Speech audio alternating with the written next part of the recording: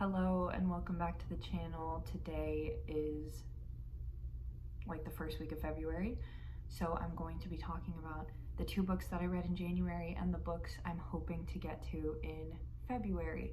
Now, you might think that talking about two books could not possibly fill an entire video, but that's because you are not a real yapper like me. Sorry if you hear yard work noises. Perhaps I'm gonna start with the books I'm planning to get around to in February, starting with the book that I'm already over halfway through, and that's the Scorpio Races by Maggie Stiefvater.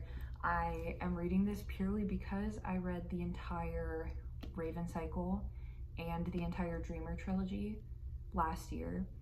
Voraciously devoured those books, absolutely adored them, fell in love with Maggie Stiefvater's writing style, and I heard good things about this one too. I'm not particularly interested in reading her other series. I'm so excited for her adult book that's coming out this year, and I wanted to get to at least this one before her adult book came out. This is the story of Puck, and she is like an older teenager, maybe like 18, 19 years old, and she lives on this really secluded island, and every year these mythical creatures, these water horses, come up out of the water and onto the island, and they are like scary carnivorous horses that eat people and animals and are really dangerous, but typically the men on the island will kind of wrangle these horses, try to train them, and then they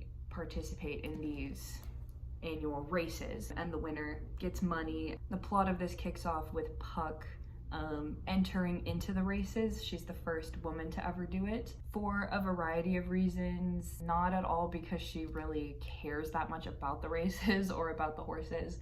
She has her own personal reasons for signing up, and there is another young man on the island named Sean, and he is really knowledgeable about the horses, really skillful with the horses, and he has won the races in the past, I think for the past like 3 or 4 years in a row. I assume there's going to be a romance between the two of them, although I'm a little over halfway and it hasn't happened yet.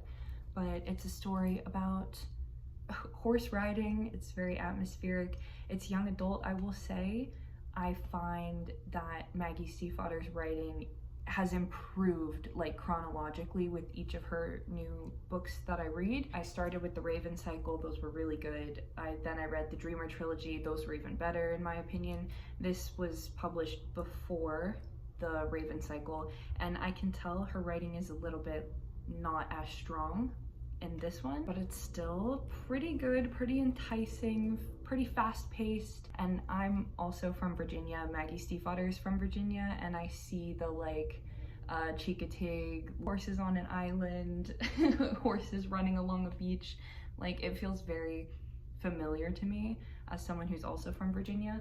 Honestly, I'm reading this because I need like a Maggie Stiefvater fix until her adult book comes out in the summer that I'm so excited for. I think it's called The Listeners or something like that. I don't know. It's gonna be amazing. I'm going to love it. It's going to be perfect. But yeah, this is a Scorpio Races. I'm also kind of reading this for Buzzwordathon. I'm probably gonna count this one as an event word because of races. So yeah, that's when I'm definitely going to finish in February. I'm definitely not going to finish this book in February, but I'm hoping to read a lot of it in February. We have The Queen of the Damned by Anne Rice. Yes, this is the mass market paperback version because the bigger version was literally $20 USD. I'm not paying $20 for a book, I'm sorry. I won't do it. I can't justify it. This was $8. And this is like a controversial opinion among like book social media, Booktube, whatever. I love mass market paperbacks. I think they're the perfect size. They fit in my purse. They're also very nostalgic to me because these were the books that my dad was always reading. Mass market paperback, fantasy and sci-fi. Like, I have so many memories of my dad, you know, sitting in a waiting room holding one of these, or taking me to ballet and sitting out with the other parents reading one of these. So yeah, I love mass market paperbacks. They get so much unjustified hate. This is the third book in the Vampire Chronicles by Anne Rice. I read Interview with the Vampire last year. Adored it, loved it. It like changed my life. I think it was like the best book that I read last year.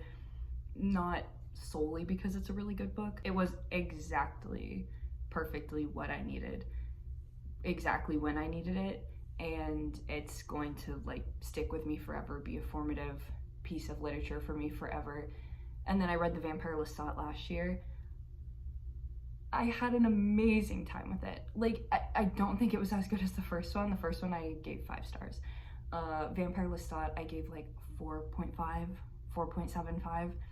And honestly, most of that rating is justified by the sheer enjoyment that I had while reading it, not like based on the craft, because I don't think it was like a perfectly crafted book, but it was just the way that Anne Rice understands her characters is so unparalleled to me. The love that she has for Lestat specifically really comes through in that book, and the way that she writes him, the way that you as a reader grow to understand him and all his different motivations and all the different facets of his personality, the good, the bad, the hateable, the obnoxious, like just everything about him. These books take me forever to read because I annotate the hell out of them and close read like on a word by word level. So there's no way I'm reading all this in a month. The Vampire Lestat took me like 4 months to read.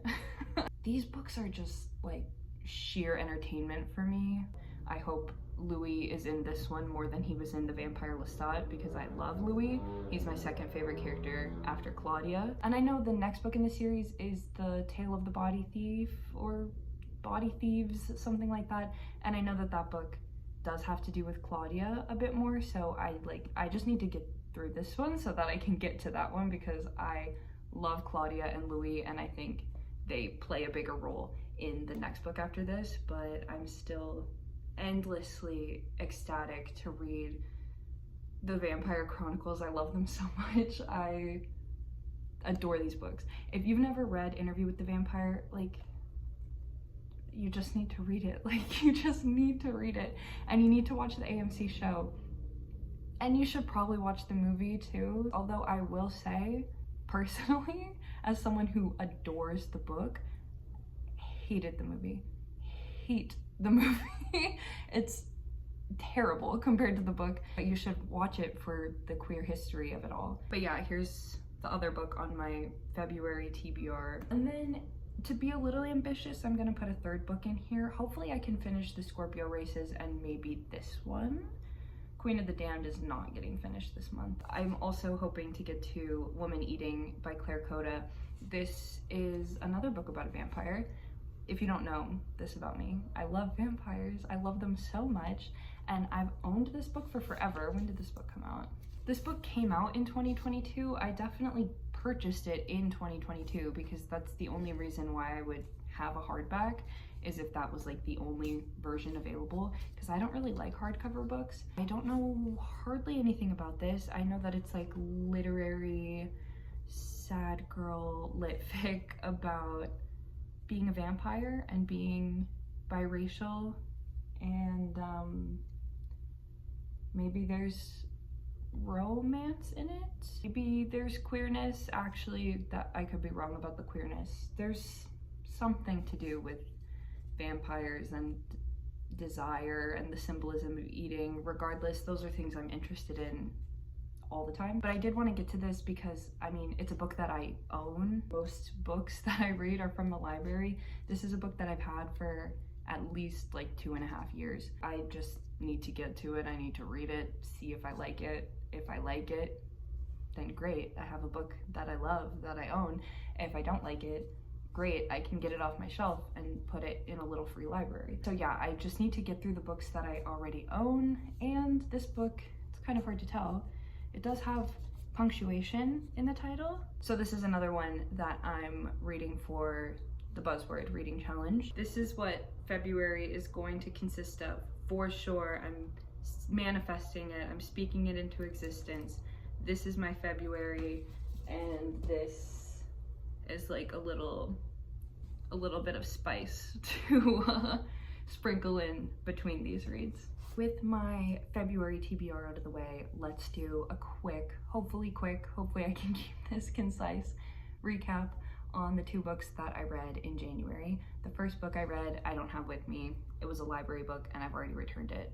So if I can figure out editing, maybe I'll put a little book cover here so that you can look at that while I talk. But anyways, the book that I read was This Thing Between Us by Gus Moreno. This is a speculative literary horror book about a man named Tiago and his wife Vera, and they get a smart speaker, like basically an Alexa. Sorry if I just set anything off in your home. Strange, spooky, haunted things are happening with this smart speaker. Possibly it's haunted, which is just kind of like an inconvenience in their life, something that they're trying to solve in their life, something that freaks them out, right up until Vera dies in a tragic accident, and the book kind of becomes a lot more about grief and this thing that's haunting Tiago and creating all these horrors and terrible things in his life. And eventually he decides he has to just like move to a secluded cabin in the woods in the middle of nowhere and just like get away from all of it. And it gets wild, it gets strange, it gets disturbing, and it gets horrific. And when I first read it, I read it on a plane. I read it across the course of 2 like plane rides, and I finished the book, I closed it, and I was like, either that's one of the best books I've ever read, or I really didn't like it. And I need to sit with my thoughts on this book for a while. After I sat with it for a few days, I literally could not get it out of my head. I kept thinking about it. It stuck with me so profoundly. The writing is evocative and scary, but also quite like matter of fact.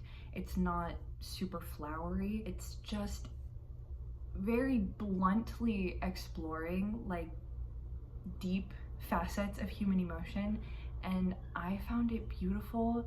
It was so like full of imagery and symbolism, and I sat with this book for days after reading it, thinking about certain scenes and thinking about certain images from the book and trying to parse out like, what does this mean? What is this symbolizing? Like, I found the book to be gripping. It's called This Thing Between Us. To me, it is explicitly about the things that come between us and community and human connection with others, and something of a cautionary tale about grief without community and the dark path that can lead a person down. It's about possession, it's about borders, it's about immigration and culture, it's about technology and multi-billion-dollar corporations, but more than anything, it's about grief and love, and it's just beautiful, just spectacular. I adored it. Maybe I'll share a quote or 2 from it so you understand what I mean when I say like the writing is gripping and evocative without being like purple and flowery. Okay, here's a couple quotes about grief. They were so quick to define you, to pin you down to something. Who didn't like music? What dead person didn't have a great smile, a great laugh? No one was calling you these things when you were alive. Alive, you got to be just you. God. Sooner or later, I was going to lose you again, no matter how deformed I felt or how hobbled I was by your absence. With time, I would develop the right callus to get on with life, and you would slip into the background, like a hand on someone's leg that they feel less and less the longer it stays there. When I do my own writing, I tend to write about grief a lot. Grief is like a defining theme in all of our lives, I would say. It's definitely been a defining facet of my like adulthood, is like my own journey with grief. So yeah, I am so endlessly fascinated by reading other authors' explain and try to express and try to work through grief in their writing. So a lot of what I read is about grief. A lot of the themes that stick out to me in writing are the ones that have to deal with grief. So this book being all about grief, it was right up my alley. I especially love horror about grief. I don't read that much horror though, so it was just a unique experience reading this book. I loved it endlessly. I will say I struggle to broadly recommend it because of the content warnings. I'll put a little like screen of the content warnings that I personally noticed while I was reading, so you can make the decision for yourself if it's something that you want to pick up. It's definitely not going to work for everyone. It's not going to be scary for everyone, and it's not going to be satisfying for everyone, but it was perfect for me.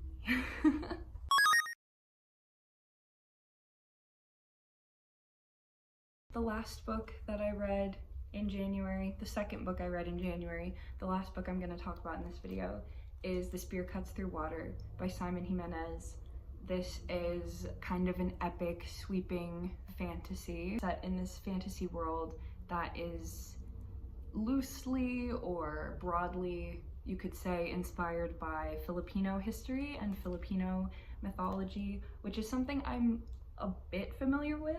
So I noticed a lot of the parallels and references. I think you can also go into this quite blind because the fantasy world is uniquely Jimenez's. You don't necessarily need to know Filipino history to get it, but if you do, it will give you great amounts of context for the post-colonial diaspora lens through which this work was written.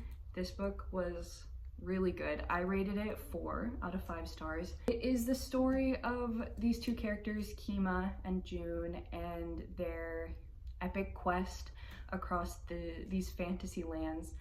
They have to deliver an ancient, like almost dead god. They have to be the ones to escort her to this location. So it is a story about gods and magic and epic quests, but so much more so than that. It's a story about war and colonization and the scars that war leaves in people and on land and across generations of time.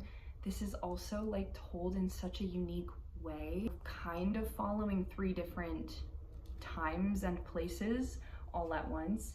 There is like a nameless character whose story is told in second person, who is watching the plot of this story play out as if it were a play or like a dance performance. And then there are these like interjections that are given in first person, which are like the voices of the dead, basically, spanning across time and location.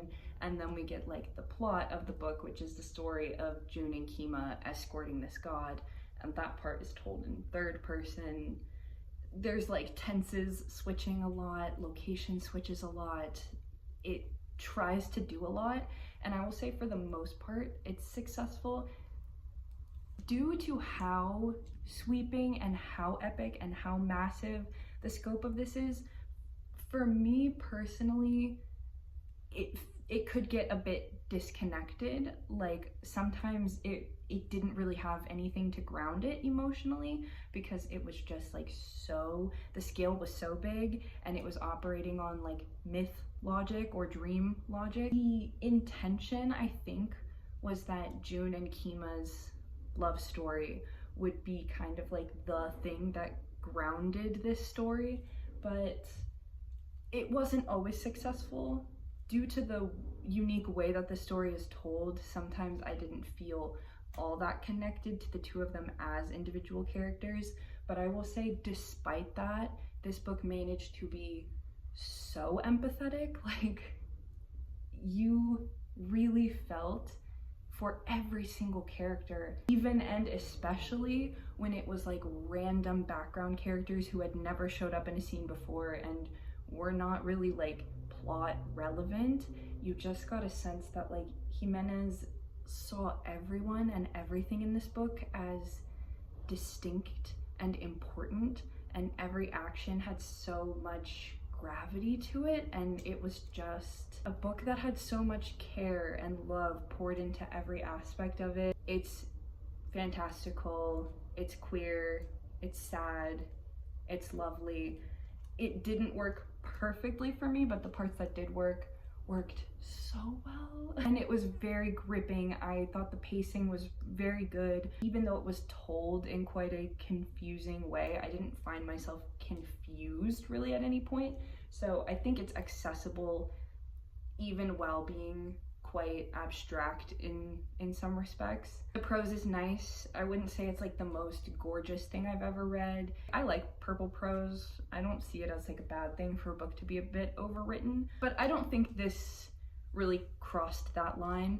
It wasn't doing anything like groundbreaking with the prose. There are still some quotes that really stood out to me. I think my biggest critique of this book, and when this book is at its weakest, is when it lacks trust in the reader. I think there are some aspects of this book that are really over-explained, or we as the reader don't get the option to just kind of sit with things and figure out for ourselves what they mean. I think a lot of it is like very heavy-handed, which is not always a bad thing, but it's just very clear that Jimenez had like one specific interpretation he wanted the reader to get from this book, and really made sure that you understood like what each thing was a metaphor for. I didn't love how heavy-handed it could be at times.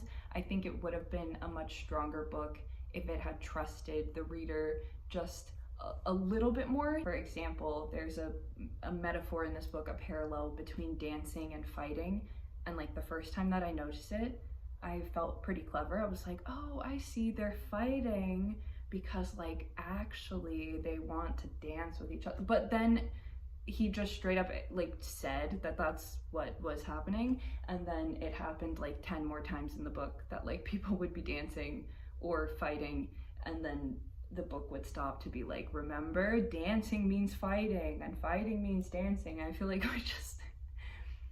we didn't need, like, we got it.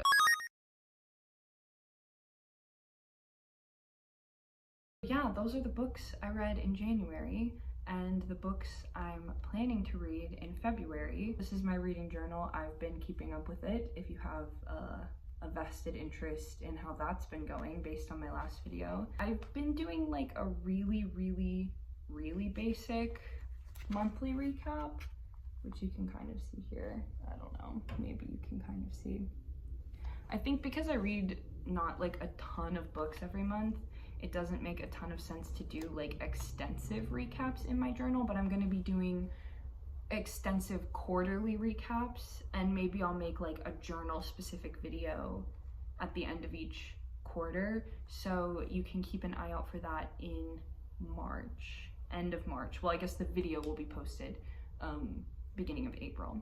But yeah, that's all I have for you right now. Thanks for watching my videos. Thanks for hanging out with me. My links are in the description if you want to follow me anywhere. You definitely don't have to. You can subscribe if you want, and I will see you if I ever decide to post another video.